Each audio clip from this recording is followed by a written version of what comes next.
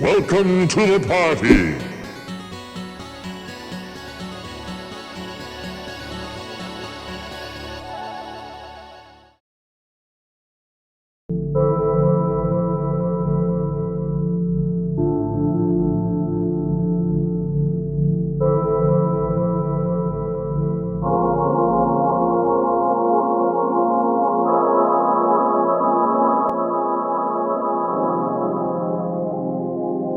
I imagine most people watching this video are familiar with this room, to at least a certain extent.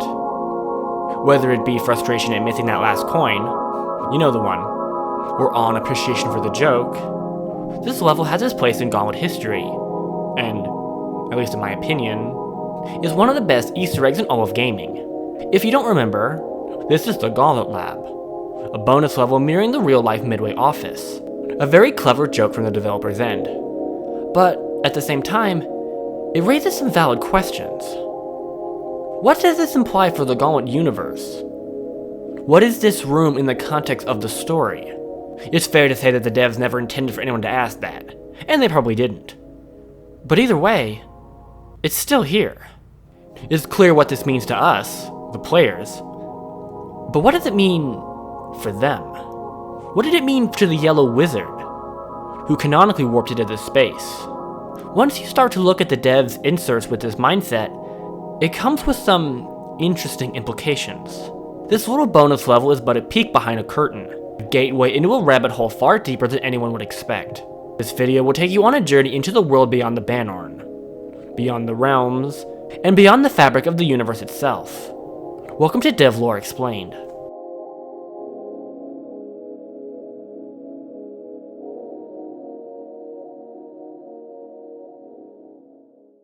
Before I go any further, I want to make something extremely clear. There is no correlation between the Gauntlet team members and their in-universe characters, beyond their name and default appearance. I think it's fairly obvious when I say that when Bennetts created the universe, I don't mean the real-life Midway Games employee Steve Bennetts. I mean his in-universe, completely fictional, and unrelated character that just happens to be inspired off their self-insert. Not because they're one and the same, but because the game told us it's the character's name. And that goes for everyone who shares a real name with any of the fictional characters in the storyline. I'll also say that nothing presented in this video is written by the Midway team, and is exclusive to the extended universe continuity, as written and recognized by the Gauntlet fandom. So with that out of the way, let's take our first step into a larger world. So there are heaps and heaps of theories about some of the stranger things the Gauntlet world has presented us. What the hell are the coin levels? Why do they exist? Or what about the various versions of different places? Does the Gauntlet Bannorn have 4 realms? Or 8? What about the Dream World? Is it part of the Bannorn map? Or is it a completely separate dimension? Does Legends or Dark Legacy have any relation to the Flanagan Gauntlets?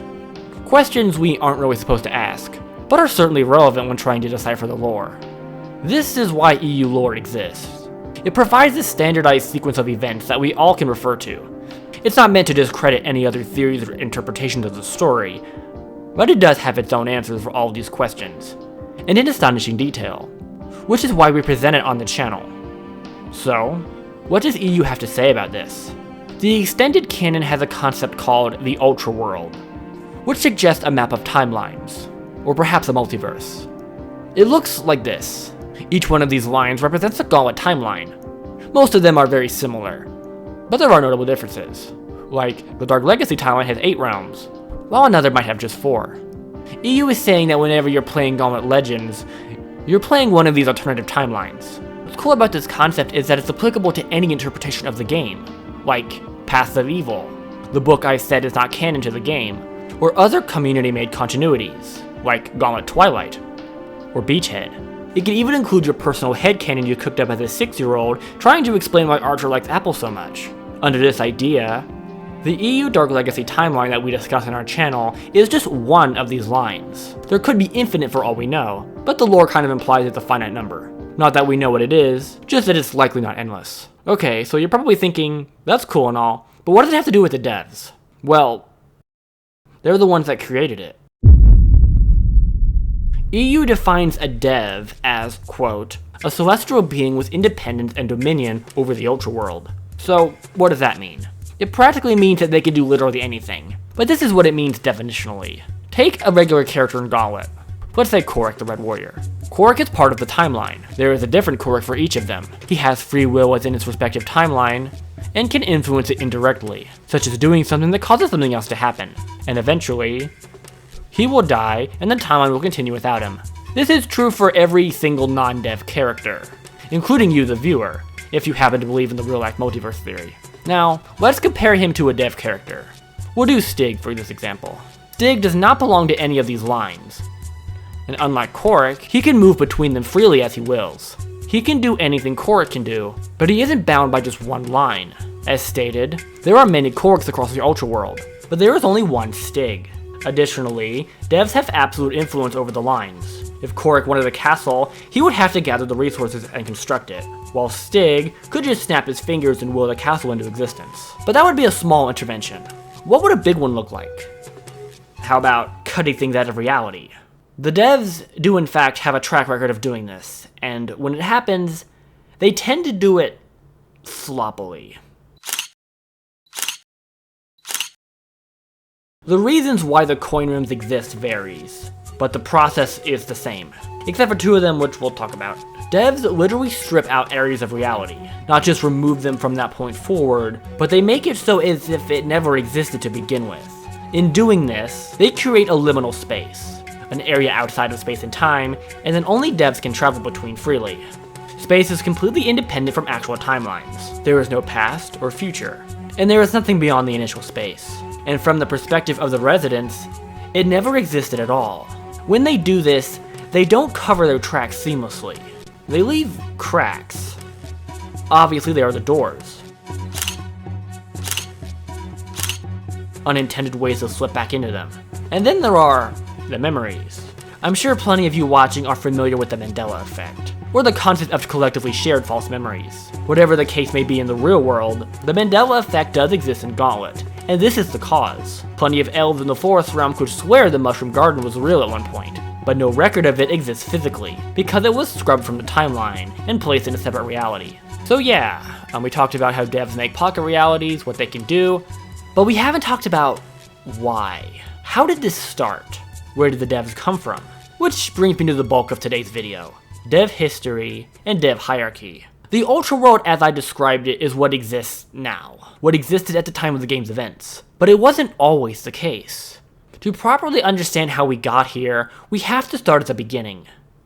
Gauntlet's Big Bang. Before time was even a concept, there existed nothing but a single consciousness. The being we know as Log. Log is not like other devs. He's not an agent of the universe as much as he is the idea that the universe can exist. The first era of Gauntlet lore is what EU calls the Log state, or the days of Log. During this period, Log was all there was, until he made the first universe. One of the more speculative questions in Gauntlet is, what the hell is the space station? Like, yeah, it's clearly a liminal space, but it's a universe in and of itself. There are planets and worlds and a race that built these platforms. EU's answer is actually pretty wild. It claims that this universe is what was during the Log state, as in Log created it before any of the other devs existed. It is a liminal space in the sense that it's outside of space and time that makes up the future Ultra World, but it's not a cropped segment. It's a completely separate place. We're not sure how long the Logverse lasted. It could have been hundreds of billions of years for all we know. But at some point there would come to be a population here that would acquire interstellar technology and conquer the stars. Whether Log personally gifted them this tech, or they acquired it themselves isn't known. But either way, it was integral to their culture, to the point where it became customary to inject one's consciousness into the machines. By the time the cadet encountered them, their organic phase was completely gone, having completely ascended. Cadet speaks of sentient battleships, mechanical bodies, and an overarching commander referred to as the Operator. These sentient machines rule over the Logverse today, and are referred to by the Gauntlet population as the Sentinels of Log. If you know about the Thunder Space War, these guys should sound sort of familiar. The Log state ended when he, for whatever reason, abandoned this universe. It remains, but he would never again return, instead deciding to start anew. Pushing his prior creation aside, Log looked upon the blank canvas before him. and said that it would be filled, but not by him. It is now when Log creates the first of his many children. We don't know exactly how many dev gods Log created, but we know that every one of them originates from him. There are several, thousands, all of them able to bend and shape reality as they deem fit. Of all of the gods, there was a select group that Log personally worked with. It goes by a few names: the Flanagan Court, the Dungeon Brotherhood, and so on. But this group consisted of the first 8 dev gods: Flanagan, Log's firstborn, Cannon, Comstock, Fuller, Vicar, McBride, Brodney, and Noble. It was these 8, especially Flanagan, that Log spent the vast majority of his time with. Even though every dev god was equally powerful, the members of the Flanagan Court were considered the chosen ones, and their authority was only rivaled by Log himself. Now that all the pieces were in place, it was time for Log's favorites to take their first step into the creative process, thus beginning the dungeon days. Welcome.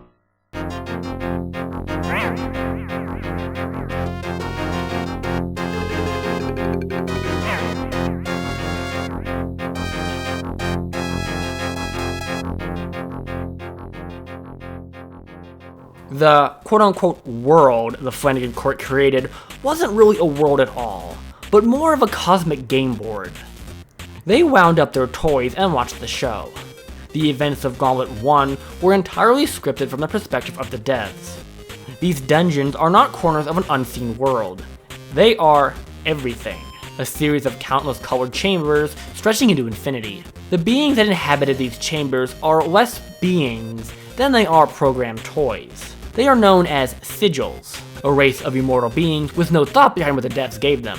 Think of them as video game NPCs. They can only do what role they are programmed to do by their creators. They might look convincing in their role, but what you see is all you get. The hero sigils, Thor, Freya, Questor, and Merlin, had one programmed purpose: clear the chamber of enemy sigils, collect treasure, and proceed to the next dungeon. The monster sigils had one purpose as well: stop the hero sigils. The most complicated of the sigil toys were the Dungeon Reapers, which reside in a dedicated liminal space until they were randomly activated and placed into the dungeon chamber.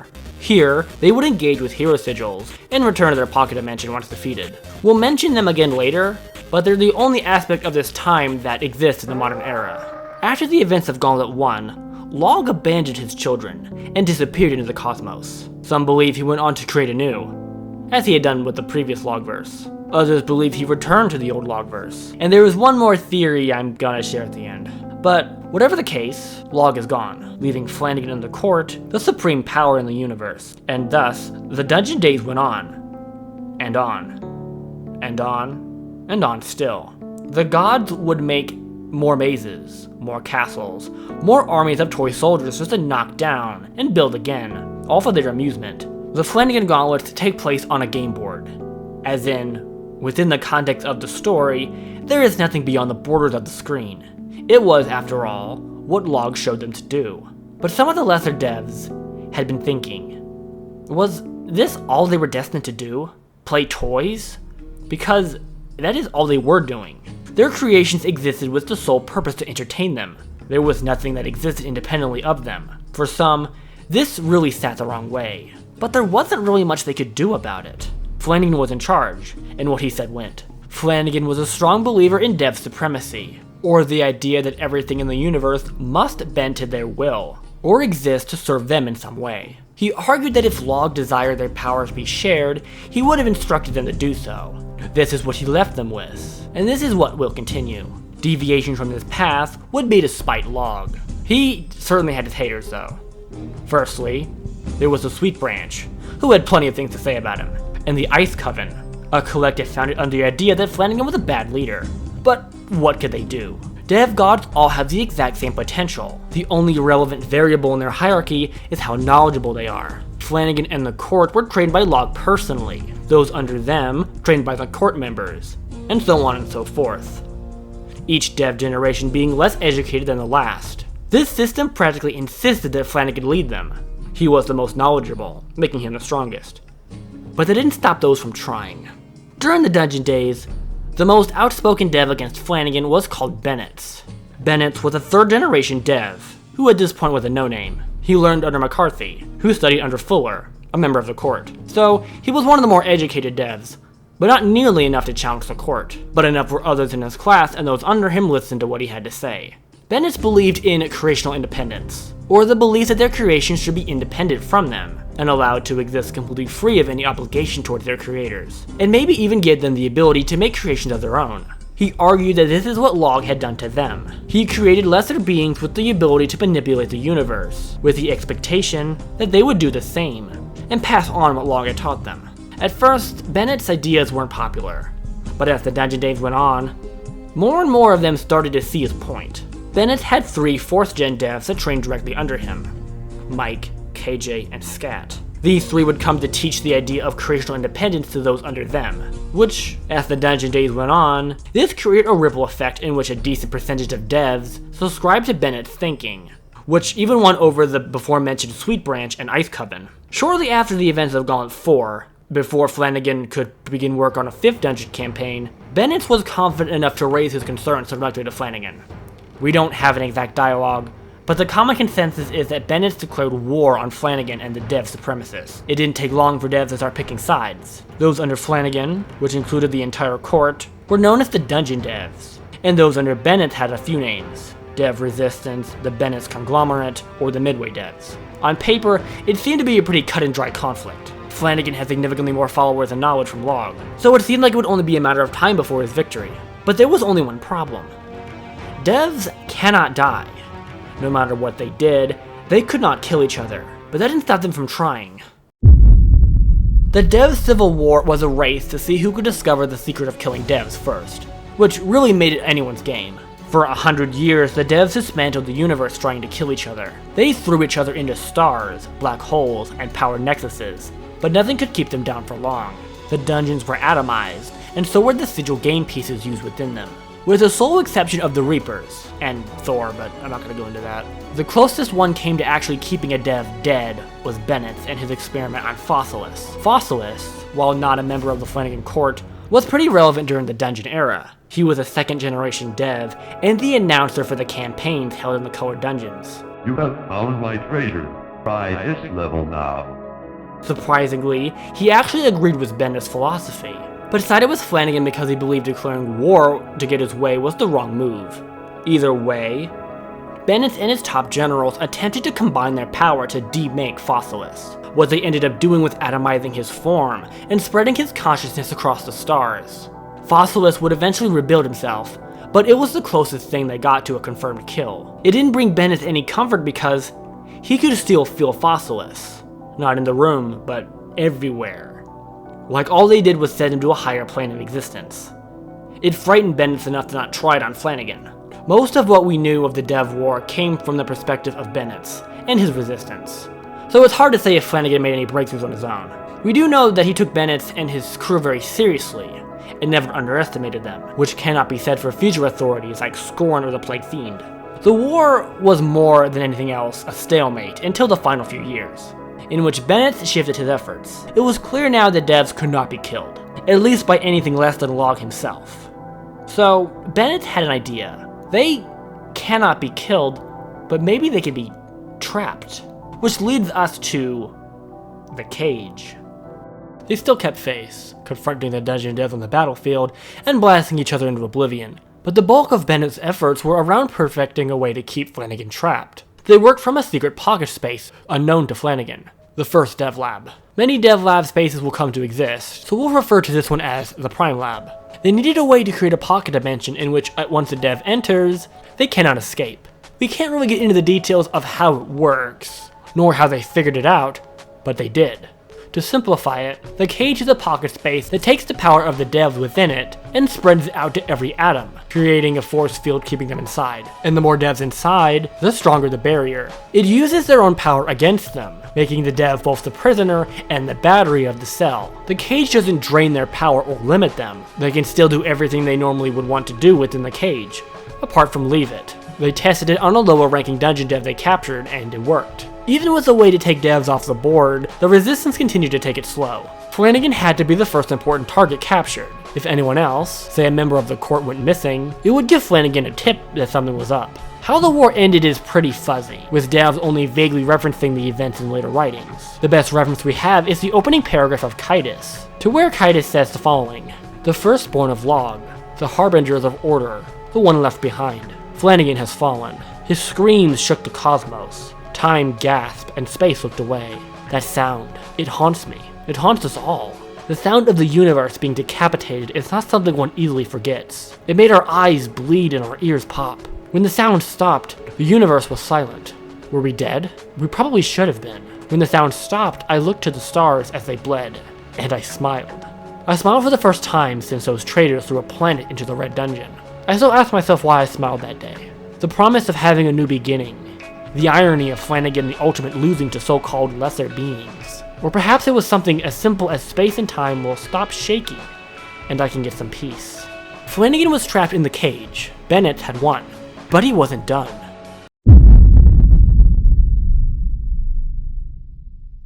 Even with Flanagan gone, there would always be those that saw him as a martyr. Those that would always reject Bennett's authority. And thus, the purge began.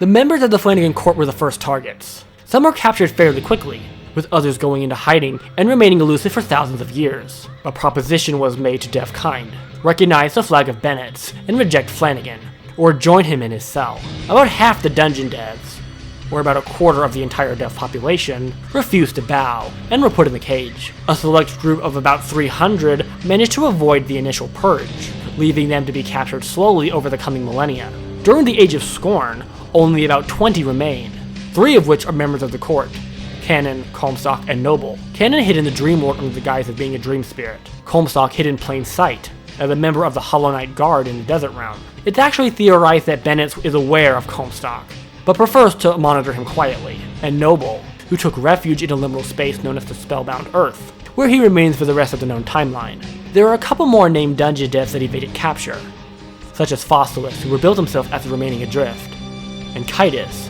who Bennett decided to stop pursuing after years of banter back and forth. But this begs the question: did any of them attempt to free Flanagan, or their brothers in the cage? Yes, many times, which is how court member Fuller ended up getting caught. The problem is there are so many devs in the cage that the cell wall has become so strong that they couldn't even open it if they tried. It would take the combined effort of nearly every dev to open it. This sort of eliminates the possibility of a second dev war, or Flanagan's return. It would take an act of Log himself to spring him. So, now Bennett had won. The opposition is locked away, and he is supreme. So, what does he do? First, let's look at the board and see who's still standing. Other than Bennett himself, we have his inner circle, which consists of 17 devs of various rank. This group still serve him today, and sort of replaced the Flanagan court. Then there are the Sweet and Ice groups, both of which were loyal to Bennett but were still considered independent dev factions. This sort of complicated things. Bennett's war was waged on the idea of free creations, but that would be difficult with 3 different dev groups all wanting influence. So Bennett had a solution. He rewrote time and space. Prior to the dev war, time was strictly linear. The only way to not be part of the one timeline was to be in a liminal space where time doesn't exist at all. But there was no reason that it had to stay like that. Bennett gave the timeline permission to branch, creating various realities that make up the Ultra World as we know it today, for these alternative dev factions to rule over. For the sake of simplicity, we're only going to look at the Dark Legacy timeline, the one that Bennett and his team monitor directly, and the one put together by EU Lore. Their earliest creations were mushrooms of all things, the first non-dev beings with free will. I could honestly do a separate video just on the mushrooms of the Sun Chamber, and I probably will at some point.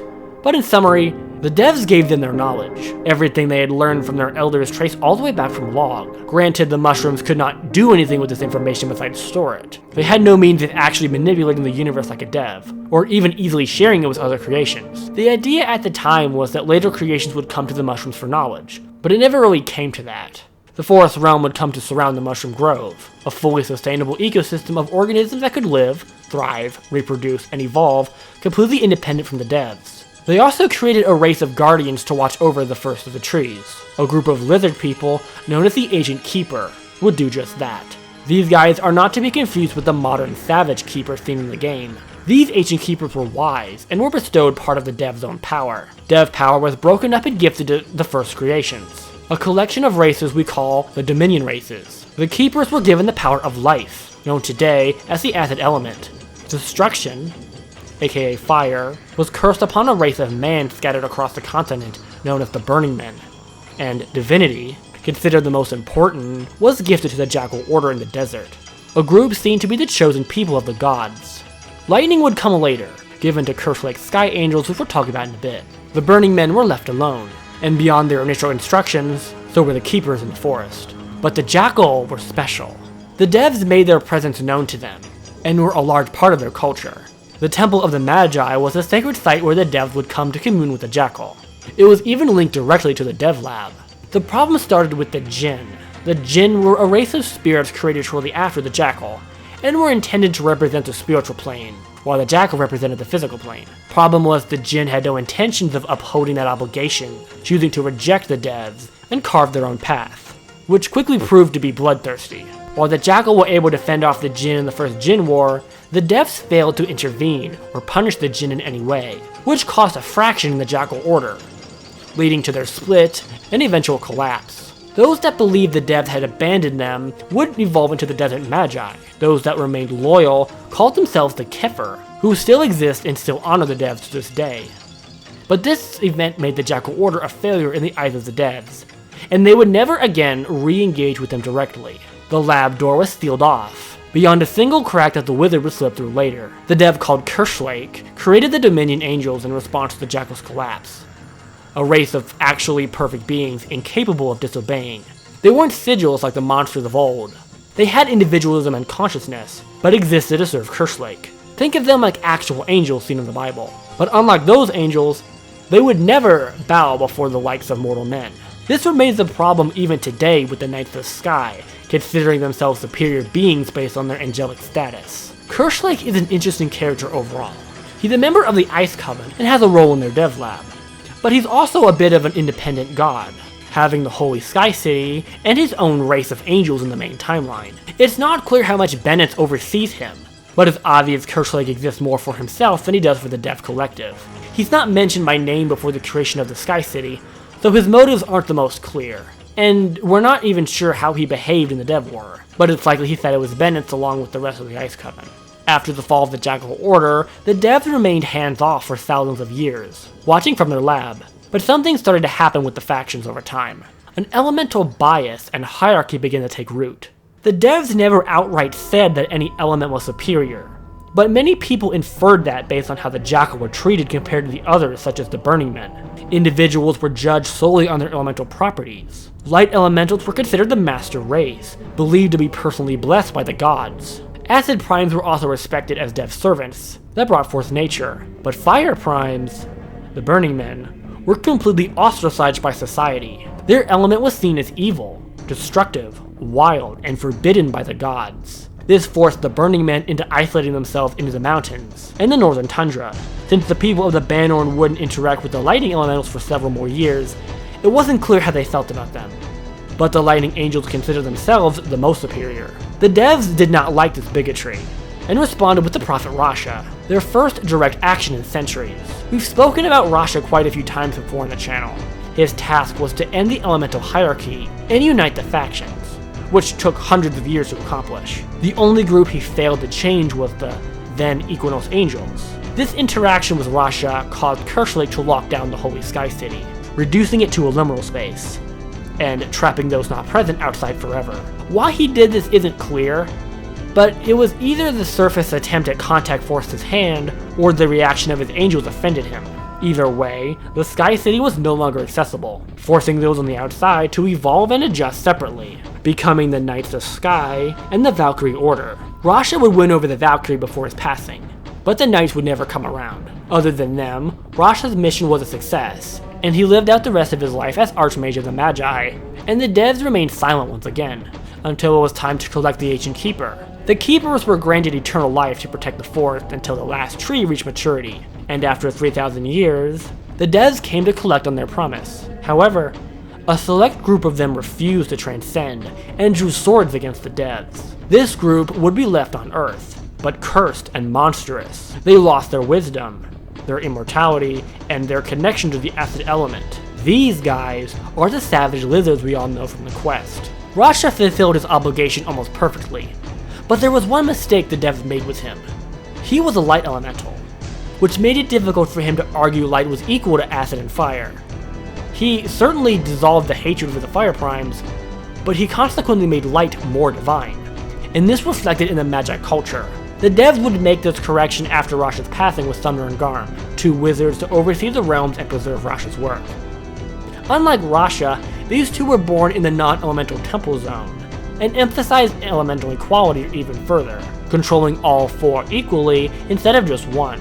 The devs aren't believed to have any involvement in the Age of Scorn, allowing him to rise and fall without as much as a glance. And even in the years after it, when the cadet, who had been trapped in the space station liminal space, makes a machine that can conduct dev power, allowing him to break through into the Banorn, but leaving the portal open for the logged sentinels to invade, kicking off the Thunder Space War.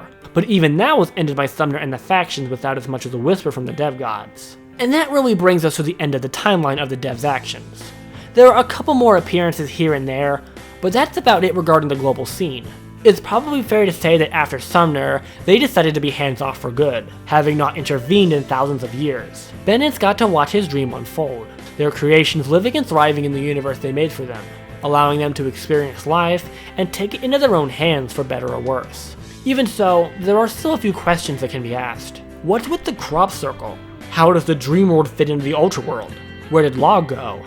According to the pitch document, and EU sources, the crop circle started appearing in fields in Twinian Town without explanation around 4300, and continued for several years before stopping just as sudden as they began. I really want to do a video on just this. It's one of the Banorn's strangest unsolved mysteries, and there really isn't enough time to do it justice in this vid. Let me know how bad you want to know about the aliens. Now, the dream world. While we cannot begin to rationalize how the dream world works, there are a couple clues about it that tell us a few things. Firstly, we know that non-dev entities can come and go from the realm as they please. It might not be a pleasant experience, but it is possible for matter from the physical world to end up in the dream world, and vice versa. Which means it's not a liminal space. It touches the timeline somehow. But then there's Pojo's hen house, which is a liminal space accessed within the dream world. One theory is that the dream world does this, cutting through the lines vertically. This would explain how characters can go to and from the dream world as it cuts through it. It also explains its rules, or rather lack of them. Our brains are wired to understand the horizontal streams, so a vertical one just breaks our minds. It also suggests that time does in fact exist here, but instead of being before and after like our brains are used to, it's to be or not to be. It even accounts for the other alternative dimensions, such as the underworld, or the dark world mentioned in the Twilight continuity. There are a couple flaws in this theory though. This model suggests that ultra-world travel is theoretically possible, meaning characters could use the dream world as a road to get to alternative timelines, which we know is not the case. Also, the dream world might not be the only alternative dimension, but it is the only one without rules. The underworld and dark world both have consistent rules of time and space, so it's hard to group the dream world in with them. Personally, I subscribe to a different model. Instead of the dream world being linear, what if it's just a mass that sort of overlays over the whole thing? So it's really everywhere at every point. But this leads us to another question. Do devs have dominion in the dream world? I mean, obviously, right? They have dominion over literally everything. I mean, there is literally a liminal space connected. Wait a second. Pojo's hen house is the coin level where you unlock the hyena, accessed through the haunted house, a liminal space connected to the dream world. That Pojo the chicken, this guy, where this guy lives. What was that I said earlier about liminal spaces? An area outside of space and time, and then only devs can travel between freely. Pojo's a dev. There's no rule saying they have to appear human, and he's not the only one. Hammy the hamster is also a wacky animal character living in the dev lab, also a liminal space. So, I guess that answers the question, right? Devs can influence the dream world, and one of them even has their own liminal space to branch from it. But if you actually look at the times where devs end up in the dream world, things start to fall apart. Here's what Kaitis had to say about the dream world. Within seconds of entering this new world, I knew I was not designed to be here. For my entire existence, the universe was my tool, something I could bend to my every will. Space, time, gravity, motion, and nature, all my playthings. However, none of that was true here.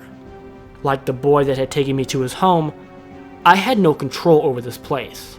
I felt nothing physical, but I could feel the matter that made up this world laughing at my feeble attempts to manipulate it. Later in the story, Kytus does manage to make things happen after adjusting his mindset, which is supported by the deaf Canon, who fled there after the war. Canon says the dream world isn't something that works for him, but rather with him. He has to conduct it in a way the dream world grants.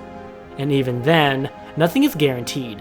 And in every instance we see of that, it's always something small. So, how is Pojo's henhouse a thing? Devs probably don't have enough influence to split its reality. Well, one might.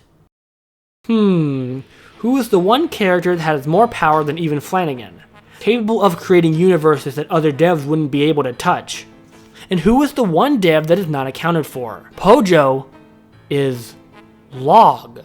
It all makes sense. The dream world existed even before the Dev War, hence why Canon was able to flee to it during the Purge. We know Log liked to hop around and experiment. Who's to say the Logverse was the first? Or that our universe was the last? Who's to say that the fire-breathing chicken that lives in the liminal space is not God? Or at least, it's possible.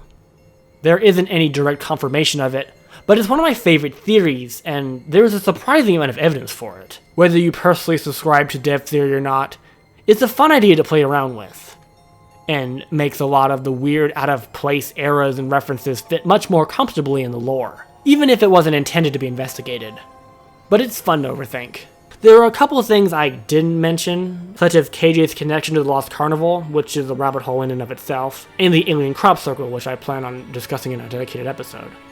But hopefully now the role and history of the dev gods is a little more clear, at least in the context of the EU timeline. I really hope this vid is good because even still it feels like a mess, so please let me know if it's good or bad or how I should have structured it, because I kind of feel like it's just rambling for an hour. It's hard because it's impossible to talk about the devs without bringing up everything else. Liminal spaces, alternative timelines, all that. But I think it came out as good as I could make it.